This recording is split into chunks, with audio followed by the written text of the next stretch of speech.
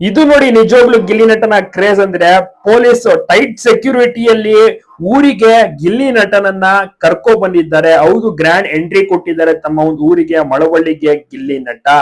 ಗಿಲ್ಲಿ ನಟ ಬೆಂಗಳೂರಿಂದ ಹೊರಟರು ಇವತ್ತು ಬೆಳಗ್ಗೆ. ನಿನ್ನೆ ಬಿಗ್ ಬಾಸ್ ಗೆದ್ದಿದ್ದು, ಬೆಳಗ್ಗೆ ಬೆಂಗಳೂರಿಂದ ಹೊರಟು ಮದ್ದೂರಿಗೆ ಆಗಮಿಸ್ತಾರೆ. ಅಲ್ಲೂ ಕೂಡ ದೊಡ್ಡ ಮಟ್ಟಿಗೆ ಸಂಭ್ರಮಾಚರಣೆ, KM ದೊಡ್ಡಿಯವರ ಸಂಭ್ರಮಾಚರಣೆ.